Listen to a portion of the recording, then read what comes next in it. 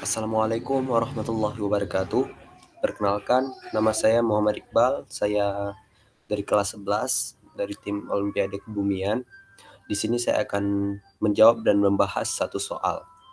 Oke, langsung ke soal ya.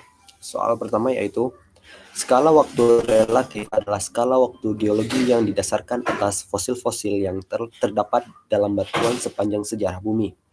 Di skala waktu relatif, sejarah bumi dikelompokkan menjadi eon atau masa yang terbagi menjadi era atau kurun. Era dibagi-bagi ke dalam period atau zaman, dan zaman dibagi-bagi ke dalam epoch atau kala. Jadi pertanyaannya ialah, ada zaman Jura termasuk pada masa? Oke, sebelum kita menjawab ini, kita harus tahu dulu tiga masa sangat penting dalam kehidupan kita, yaitu masa pertama adalah masa Paleozoikum. Di Paleozoikum ada 6 zaman. Yang pertama adalah Kambrium, Ordovisium, Silur, Devon, Karbon, dan Perm.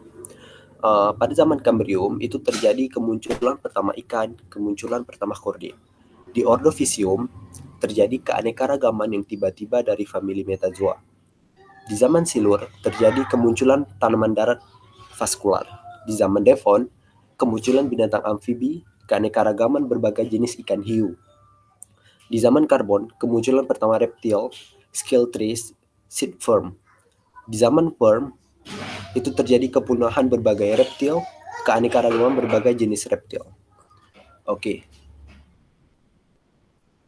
Masa yang kedua ialah masa Mesozoikum. Di masa Mesozoikum terdapat 3 zaman, yaitu zaman Trias, Jura, dan Kapur. Di zaman Trias itu terjadi kemunculan pertama mamalia, kemunculan pertama dinosaurus. Di zaman Jura itu kemunculan pertama burung, keanekaragaman berbagai jenis dinosaurus.